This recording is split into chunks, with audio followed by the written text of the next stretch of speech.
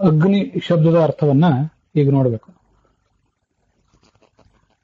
ಶ್ರೌತಾಚಮನದಲ್ಲಿ ಇದೊಂದು ಶಬ್ದ. ಆ ಅಗ್ನಿಯನ್ನು ಕೂಡ ಪರಮಾತ್ಮನಲ್ಲಿ ಅನ್ವಯಿಸಿ ನೋಡಬೇಕಾದಂತಹ ಒಂದು ಶಬ್ದ ಇದು.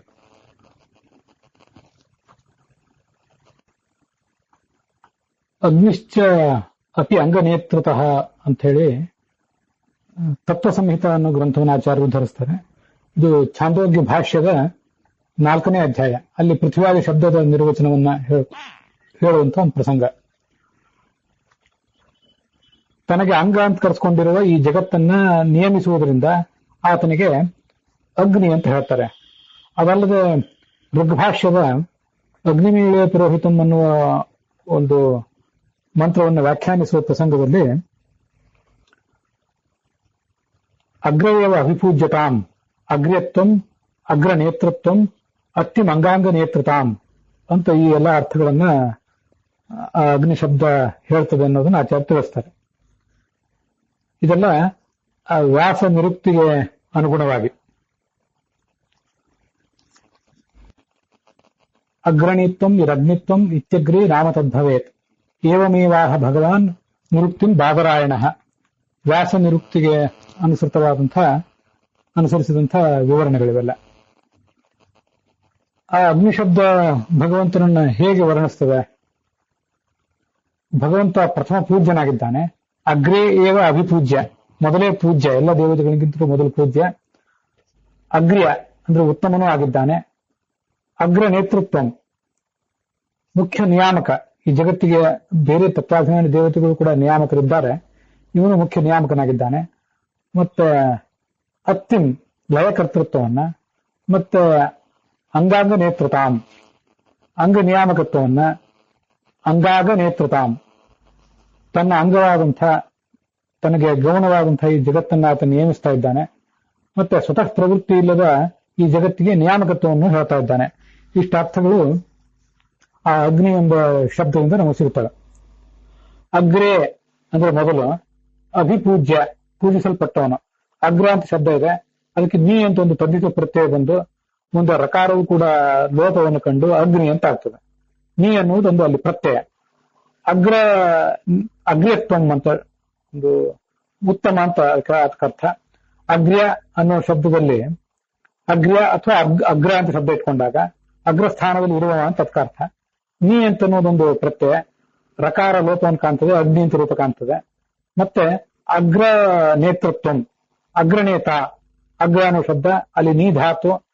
ಆ ನೀ ಧಾತುವಿಗೆ ಡಿ ಅಂತ ಒಂದು ಪ್ರತ್ಯಯ ಬಂದು ಆ ರಕಾರವು ಕೂಡ ಲೋಪವನ್ನು ಕಂಡು ಅಗ್ನಿ ಅಂತ ಆಗ್ತದೆ. ಹೀಗೆ ಕೆಲವು ಕಡೆ ನೀ ಎನ್ನುವುದು ತದ್ದಿತ ಪ್ರತ್ಯಯ, ಕೆಲವು ಕಡೆ ನೀ ಅಂತ ಧಾತು ಇದ್ದು ಅದಕ್ಕೆ ಡಿ ಪ್ರತ್ಯಯ, ಆದ್ರಿಂದ ಅಗ್ನಿ ಅಂತ ಶಬ್ದ ನಿಷ್ಪನ್ನವಾಗ್ತದೆ. ಅತ್ತಿಂ ಅಧಭಕ್ಷಣೆ ಅಂತ ಧಾತು, ಅಧಭಕ್ಷಣೆ ಧಾತುವಿಗೆ ತಿನ್ನುತ್ತಾನೆ ಎಂಬ ಅರ್ಥದಲ್ಲಿ ನೀ ಪ್ರತ್ಯಯ ಬರ್ತದೆ. ನೀ ಪ್ರತ್ಯಯ ಬಂದು ಅಲ್ಲಿರುವಂತಹ ಅತ್ತಿ ಎಂಬಲ್ಲಿ ಅದ ಎಂಬ ಧಾತು ಏನಿದೆ, ಅಧಭಕ್ಷಣೆ ಧಾತುವಿನ ದಕಾರವು ಗಕಾರವಾಗಿ ಬದಲಾವಣೆ ಕಾಣ್ತದೆ. ಆಗ ಅಗ್ನಿ ಅಂತ ಹೀಗೆ ರೂಪ ನಿಷ್ಪನ್ನ ಆಗ್ತದೆ. ಅದಕ್ಕೆ ನೀ ಅಂತ ಪ್ರತ್ಯಯ. ಅಂಗನೇತ, ಅಂಗ ಈ ಜಗತ್ತು, ಇದು ಛಾಂದೋಗ್ಯ ಉಪನಿಷತ್ ಭಾಷ್ಯದಲ್ಲಿ ಕೂಡ ಬಂತು. ತನ್ನ ಅಂಗವಾದದ್ದು ತನಗೆ ಅಧೀನವಾದದ್ದು, ಸಹಾಯಕವಾದದ್ದು, ತನಗೆ ಸಬ್ಸ್ಟಿಟ್ಯೂಟ್ ಆಗಿರುವಂಥದ್ದು ಅಂತ ಅರ್ಥ. ಅಂಥ ಒಂದು ಜಗತ್ತಿಗೆ ಈತ ನಿಯಾಮಕನಾಗಿದ್ದಾನೆ. ಆದ್ರಿಂದ ಆತನನ್ನ ಅಂಗನೇತ ಎಂಬ ಅರ್ಥದಲ್ಲಿ ಅಗ್ನಿ ಅಂತ ಹೇಳ್ತಾರೆ. ಅದಲ್ಲದೆ ಅಗನೇತ, ಈ ಜಗತ್ತನ್ನ ಆತ ಮುನ್ನಡೆಸ್ತಾ ಇದ್ದಾನೆ.